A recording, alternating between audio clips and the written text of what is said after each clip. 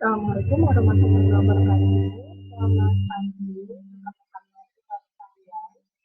Pada hari ini kita berjumpa kembali tentang matkul dasar di pertemuan ke-7, dan hari ini kita akan melanjutkan pertemuan kita pada minggu lalu.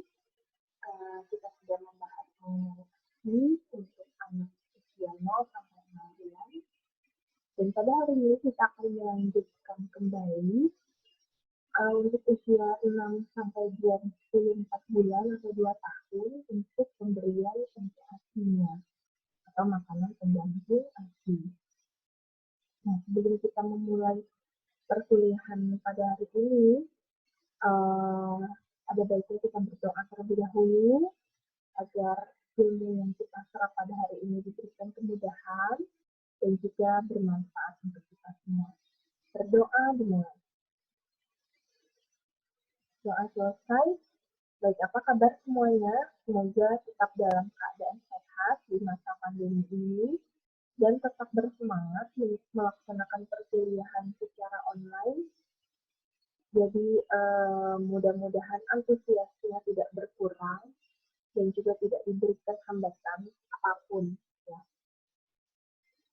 Sesuai dengan capaian pembelajaran mata kuliah yang harus teman-teman mahasiswa dapatkan untuk pertemuan ini, jadi teman-teman mahasiswa diharapkan dapat mengetahui dan juga mendemonstrasikan pembuatan MPASI yang bergizi untuk anak usia 6 sampai 24 bulan.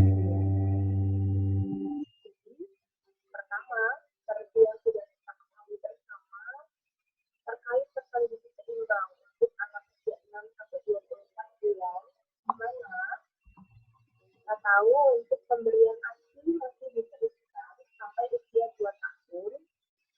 Pemberian ASI ini bisa dilakukan dengan cara ibu menyusui langsung ataupun memberikan ASI perah pada anak.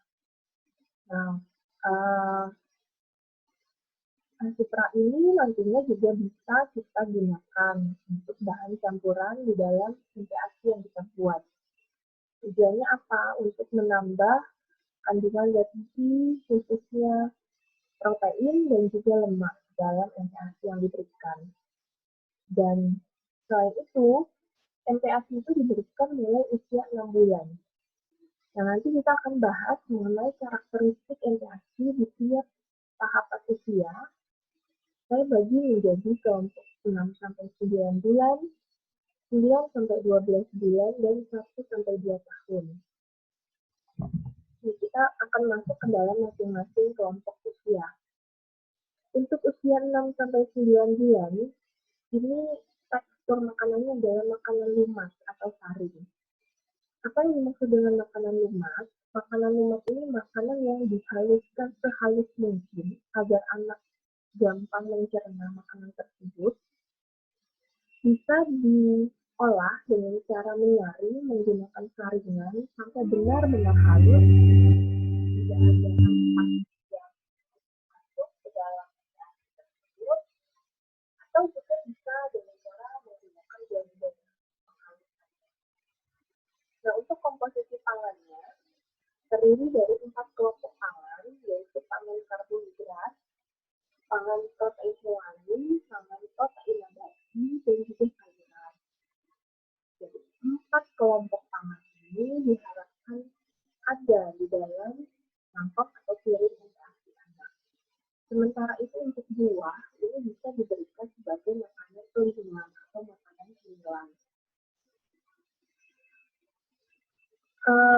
Mulai dari anak usia 6 bulan, baik frekuensi maupun jumlah MPASI yang diberikan ini harus bertahap baiknya. Jadi apa yang dimaksud bertahap? Pada awal-awal anak makan di usia 6 bulan, ini diharapkan untuk jumlah MPASI yang diberikan ya paling tidak 2 sampai 3 sendok makan saja. Kemudian nanti bertahap meningkat ke seiring pertambahan usianya. Kalau kita punya gelas air mineral ukuran 250 ml, nah itu kemudian jumlahnya bertahap mulai dari 2 sampai 3 sendok makan, meningkat menjadi seperempatnya dari gelas 250 ml, kemudian setengah dari gelas 250 ml, sampai nanti menjadi 3/4 kurang.